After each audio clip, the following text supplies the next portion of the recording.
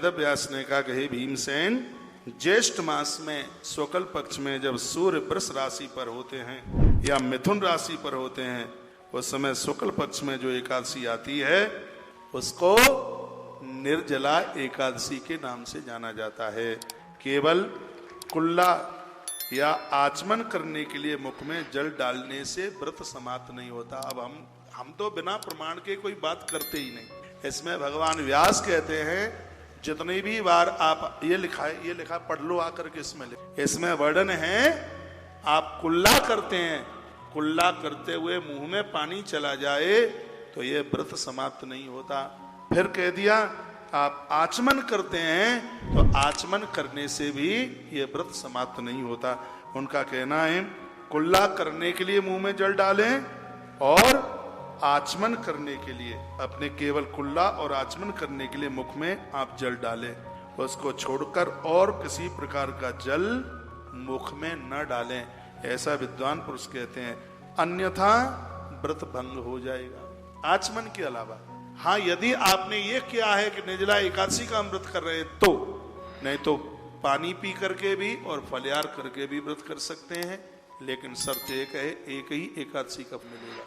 यदि आपने फलियार भी नहीं किया और आपने पानी भी नहीं पिया तो आपको 26 एकादशी करने का फल एक एकादशी के ही माध्यम से पूरा होगा। ताली बजाना मत आज बिल्कुल, क्योंकि आज तो आप भूखे हैं ना, इसलिए इसमें लिखा है कुल्ला और आचमन के लिए पानी मुंह में जाता है, भगवान व्यास कहते हैं तो व्रत बिल्कुल खंडित नहीं होता।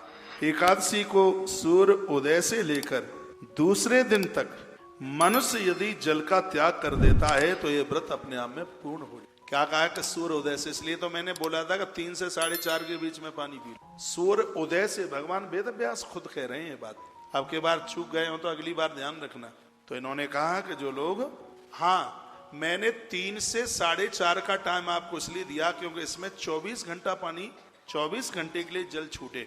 आपने जितने बजे पानी पिया है, सुबह 3 बजे पिया है तो अगले 3 बजे तक, 4 बजे पिया है तो 4 बजे तक, तो इसमें 24 घंटे के लिए यदि जल का परित्याग कर दिया है तो भगवान व्यास कहते हैं ये व्रत अपने आप में पूर्ण हो जाता है, पूरा हो जाता है, स्पष्ट लिखा है।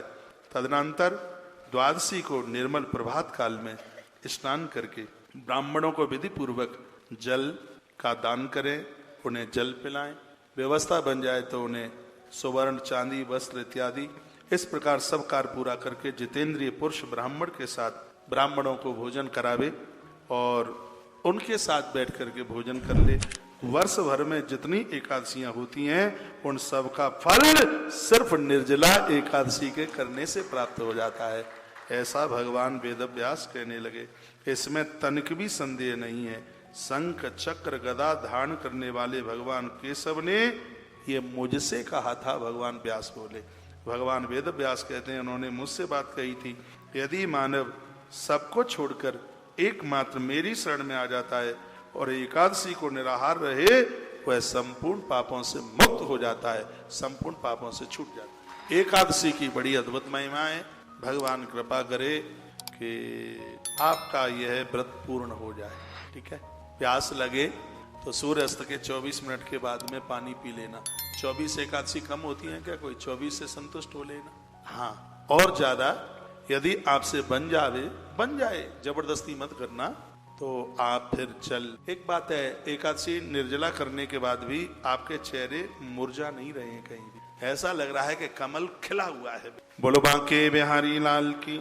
एकादशी का व्रत करने वाले पुरुष के पास ये अमरार के दूत कभी आ ही नहीं सकते। स्पष्ट इसमें भगवान व्यास कहते हैं, जो विकराल हैं, बड़ा उनका शरीर है, काले ऐसे, वह दूत कभी, यम के दूत ग्यारस करने वाले के पास आ ही नहीं सकते। उनके पास कौन आएगा? पीतांबरधारी, सौम्य स्वभाव वाले, हाथ में सुदर्शन धारण करने वाले और मन के समान वेगशाली विष्णु दूत आकर वैष्णव पुरुषों को भगवान विष्णु के धाम लेने के लिए वो स्वयं चल करके आते हैं। अतः निर्जला एकादशी को पूर्ण यत्न करके उपवास करना चाहिए। तुम भी सब पापों की शांति के लिए अभी तक तुमने जितना भी अन्न खाया है, हे भीम, इस निर्जला एकादशी के प्रभाव से अन्न खाने का संपूर्ण पाप है वो समाप्त हो जाएगा। एक बात और सुन लो, अभी तक जो 11 को रोटियां खाते रहे, अन्न खाते रहे, और आज वह निर्जला एकादशी कर रहे हैं, तो जन्म से लेकर के अभी तक जितना भी अन्न खाने का दोष लगा, निर्जला एकादशी करते ही मुक्त। भगवान व्यास ऐसा बोले हैं।